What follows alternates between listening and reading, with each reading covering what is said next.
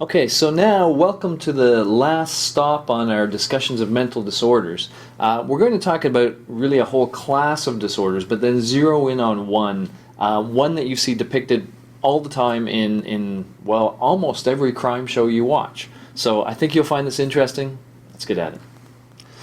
Week 7, Lecture 5, Personality Disorders. Usual disclaimer implied. All right, so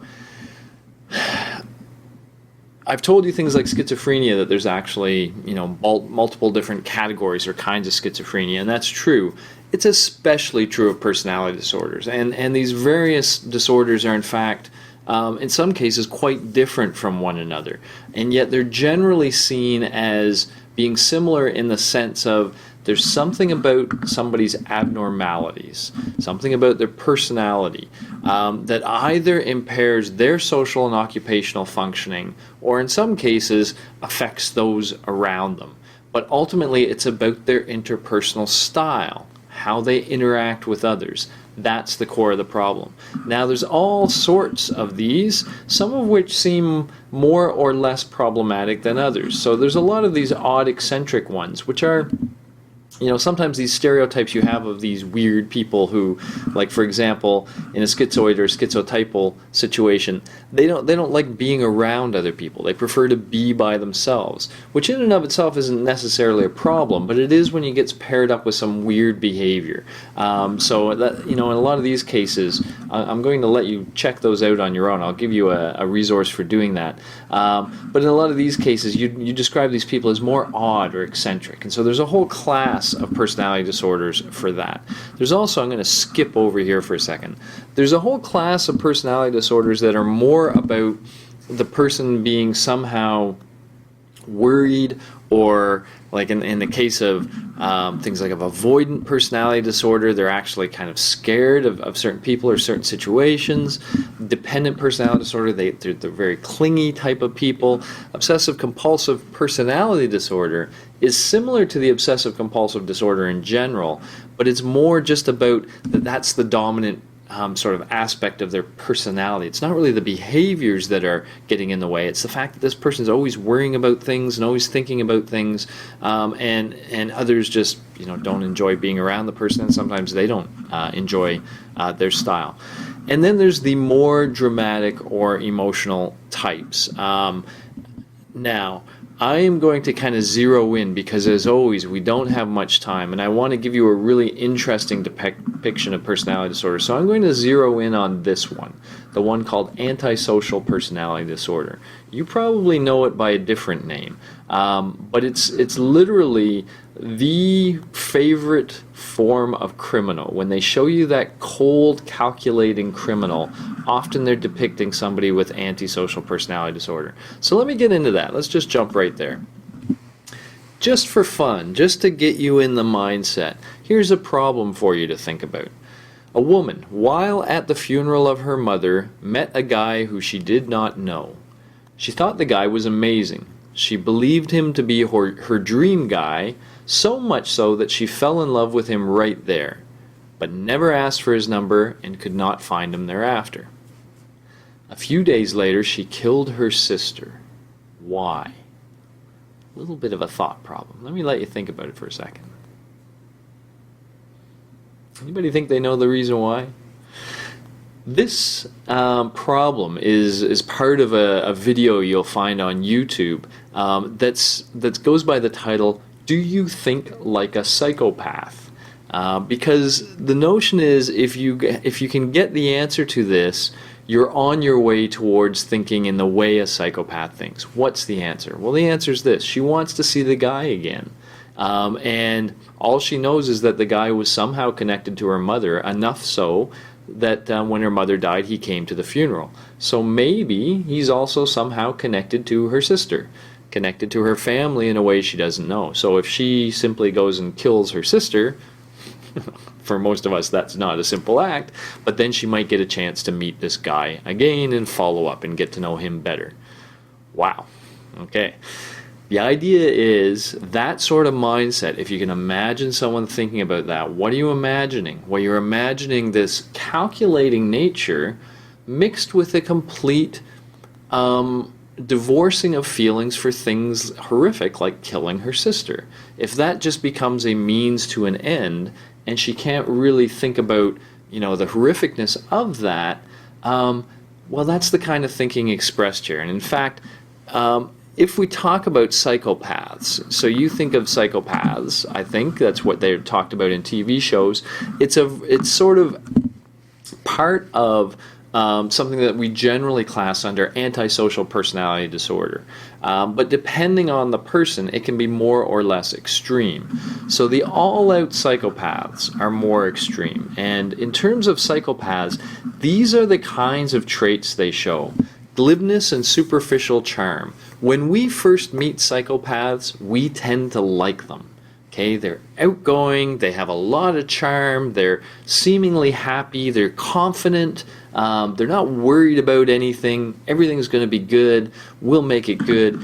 Grandiosity, they're big, okay? They think big, they live big, they seem like passionate people.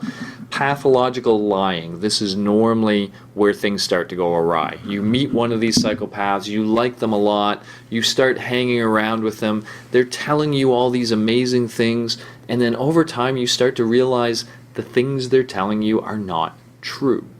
They don't add up.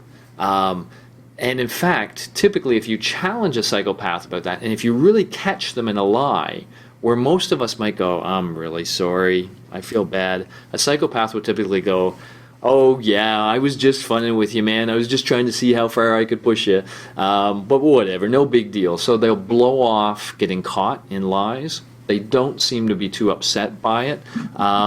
They have this sort of cunning and manipulative way. They're always trying to make something happen.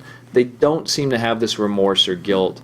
Shallow affect, they're not emotionally responsive. They're just always kind of on, as it were. This is the callousness and the lack of empathy. If they want something, and getting that thing means harming others, they seem to be able to do that without ever putting themselves in that other person's position.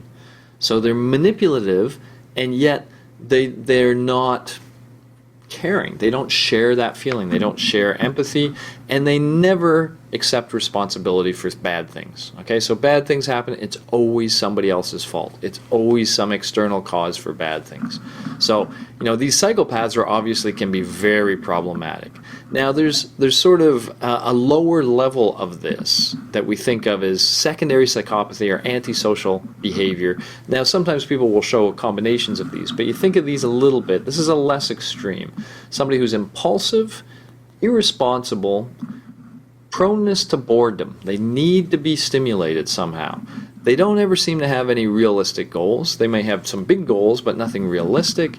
They seem to live off of others, parasitic lifestyle. Poor behavioral control. They do whatever they feel like at any time. That tends to cause behavioral problems, juvenile delinquency. They get conditional releases and then they screw it up again and they get right back in there. So if you kind of think of this, you can see why the combination of these things can make somebody pretty criminal or drawn to criminal elements.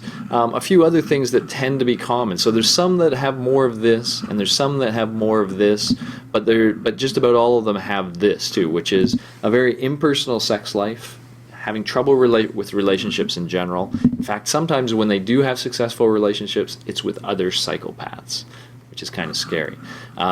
Many short-term marriages, criminal versatility. It's a nice way of saying it. It means they'll do all sorts of criminal deeds.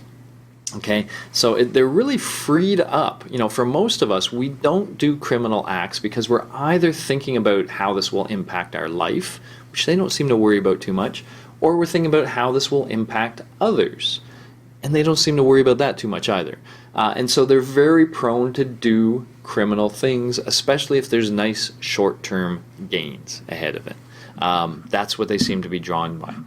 So, first of all, they seem to, from a scientific perspective, from a psychological perspective, these psychopaths are very interesting in terms of a sort of dissociation they show. They seem to have what we've called theory of mind. Remember, we had a whole lecture on that, that if we have a situation where we have Sally and Ann, Sally puts a ball in a basket, which Anne sees. Sally goes away. Anne then moves the ball to her box. And then if we ask somebody who's just seen this play out, we said, where will Sally look for the ball? Well, the right answer is that Sally will look in her basket, because that's where she put it, and she wasn't there when Anne moved it. And again, at a certain point, children can figure this out. They can see the world through Sally's eyes. Psychopaths can surely do that. They're so manipulative, they can, surely see and figure out what other people know. In fact, sometimes when we talk about theory of mind, we talk about this recursive nature where, Jack is thinking about something, Jill might be thinking about what Jack's thinking about. You could look at somebody and you could kind of think about what you think they're thinking about. And in fact, Jack could think about what Jill thinks he's thinking about. This recursive nature. We have the ability to get inside the minds of others. And psychopaths have this ability. But for most of us, when we get inside their mind, we get inside their emotional state too. And so when we see it from their perspective, we feel it from their perspective. Psychopaths seem to be able to plan and manipulate in a way that says they certainly understand how others see the world, but they don't seem to care about the feelings they hurt. So they have theory of mind, but not empathy, which is very interesting because usually in psychology we see these two things as going hand in glove. So a psychopath can suggest that's not necessarily the case. All right. We're trying to understand what causes psychopathy. It's tricky, of course, because the psychopath themselves does not think there's anything wrong with them. They kind of almost feel like they're better than everybody else, smarter than everybody else, somehow more insulated, tougher, stronger. So they don't really see they have a problem, but clearly it causes problems for others. So when we've tried to figure out, well, what is it that's going on? There have been some interesting experiments, and I'm going to tell you about one. This experiment simply asked people to make decisions and figure stuff out. But they were punished for making wrong decisions. And the question was, how much would that punishment help them learn right? Okay? When the punishment was electric shock, that did not seem to help psychopaths learn. Okay? When they did something wrong and they got a shock, it didn't seem like they worried about doing it wrong again. They didn't try extra hard to avoid the shock. In fact, it really just didn't seem to help them at all. But if you gave them a stack of money and you took money away every time they were wrong, then it mattered. Then psychopaths learned. Losing money was much more salient to them than pain, than physical pain. And in fact, one of the notions is that psychopaths really have some sort of blocked sense of pain, that they themselves don't feel negative states.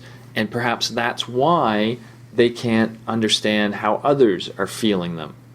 Or at least they can't share those feelings. They might understand it, they might use it and manipulate it, but they don't actually feel the pain of others. Perhaps they don't actually feel much pain themselves. Kind of fascinating. But again, just early days on our understanding.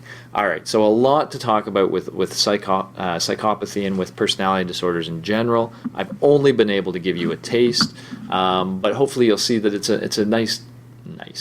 It's an interesting, different kind of disorder, one in which the person who suffers from it is quite happy with it, and the rest of the world we're the ones that are worried about the psychopaths. So that makes it for a very different kind of disorder. How do you treat somebody who doesn't think there's anything wrong with them? All right. Here's some interesting resources for you. There's a gentleman who has a book called How to Spot a Psychopath, and this is him giving a TED Talk related to his book. This is a more general discussion of personality disorders, because as I told you at the beginning, there's actually a bunch of different personality disorders that are quite different. And here's a whole YouTube channel that mentions various personality disorders. So if you're interested in the other ones, please check those out to get a much more rounded picture than I was able to give you in this course. As far as readings, again, here's some more on personality disorders in general to give you that well-rounded notion. And now here's a little discussion of psychopaths versus sociopaths, getting into the fine-grained difference between these slightly different kinds of similar disorders. So I thought I'd throw that at you so that you could kind of think about some of those issues that differentiate on a much more smaller scale. All right, so we've got anxiety disorders, we have personality disorders, we have emotional disorders, we have schizophrenia, and we have something else that I forgot about. But at any rate, lots of different disorder styles, lots of ways in which people can show disordered behavior.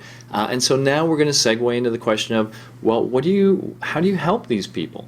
How therapeutically can we intervene in a way that makes either their lives better or the lives around them better?